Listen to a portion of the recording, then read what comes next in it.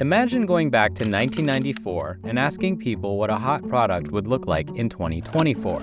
Chances are, it wouldn't resemble a Stanley Cup. Yet, here we are. The reusable water bottles are one of the most sought-after forms of beverage containment. Largely thanks to TikTok, Stanley's revenue jumped from $74 million in 2019 to $750 million in 2023. But look behind the massive sales, and there's a deeper case study in effective product marketing and leveraging cultural momentum. I think with the Stanley Cup brand, you're not really buying into Stanley. You're buying into the community of all the other girls who have one in their hand. And it's very similar, in my opinion, to Jolie, the showerhead company that's gotten pretty popular through customers who post about it. And, on one hand, it's something to brag about, right? You have this amazing piece of hardware in your home. It's that with the Stanley Cups as well, but it's this sense of community. Like everybody's got their Stanley Cup, everybody's staying hydrated. It's something that signals, only good things. Stanley Cup's marketing has been successful in the diversity by which it's gone to market. So, Stanley Cup is a 110-year-old company, right? And the products aren't terribly novel since its conception 110 years ago. Like the only new product it's had as far as a new actual product was in 2016, 2017, the Quencher tumbler, right? They have different colorways since, but the product has been by and large very much the same.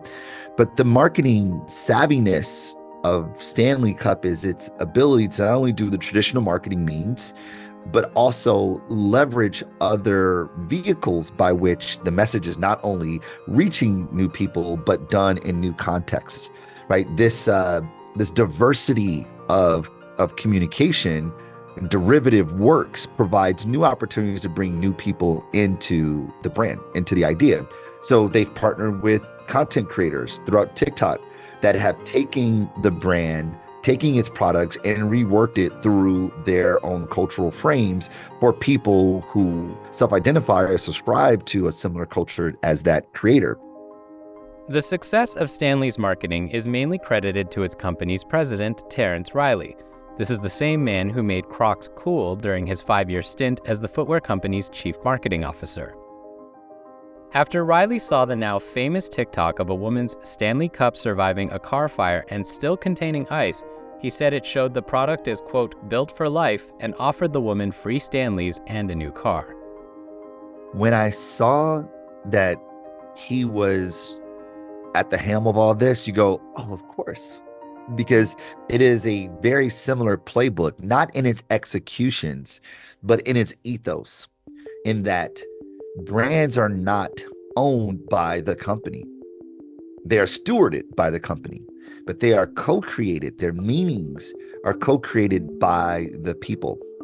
And if you invite people in to co-create value, to co-author the narrative, you share the pen with these people to be a part of the mythology and the folklore, they'll do things that you could never do. They'll take you in places that you can never be. They'll provide a level of media credence that you can never buy, because people trust people more than any form of marketing communications. Stanley, the tough, all-steel thermos bottle that's completely dependable. Stanley has always been kind of a blue-collar, utilitarian, masculine product, right? It had an efficacy, it had a utility, and not unlike what Yeti has done with coolers and probably their own tumblers and a portfolio of things. They've really found a way to expand appeal, to invite new users in, to capture a higher margin by redefining the brand for a new generation and new audiences, but it's all rooted in the product quality. We see the absolute power of scarcity, the absolute appeal of limited editions.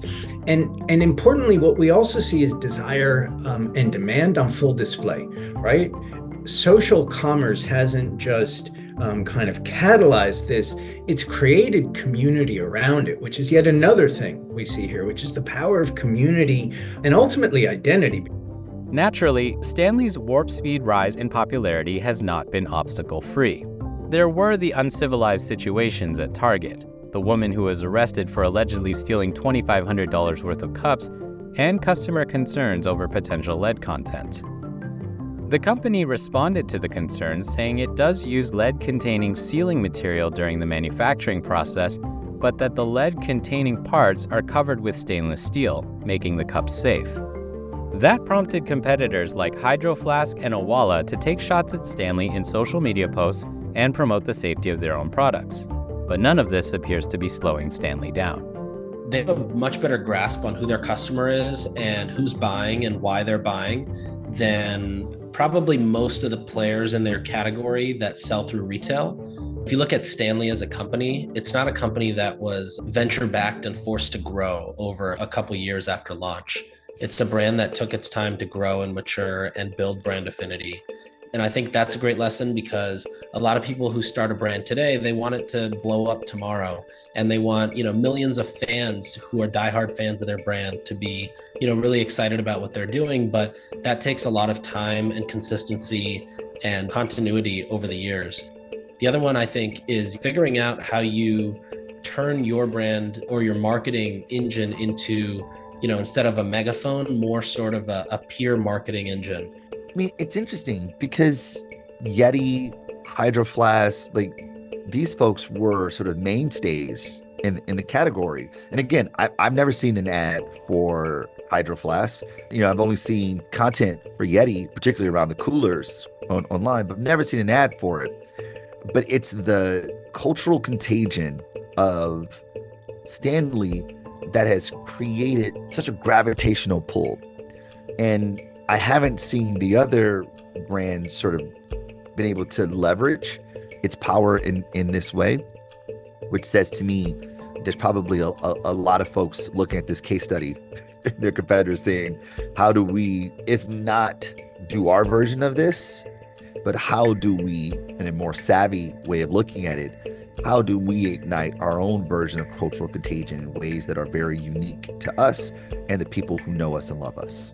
There's no question this isn't just net positive, it's net incredibly positive, right? And, mayhem at Target, which is what we saw when they released a limited edition color, right? First of all, people are going to people, and that's not Stanley's fault. That's not Target's fault, right?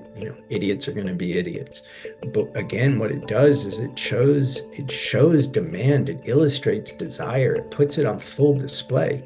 We are all desperate, right? To connect, to belong, to express who we are, to have a means of identification that is culturally relevant. And that's just humans being humans. We were the same way when we were in the caves. The architecture of our brains is unchanged. And I don't think it's that bad to have what is a relatively affordable, quote unquote, luxury, an accessible, aspirational vehicle.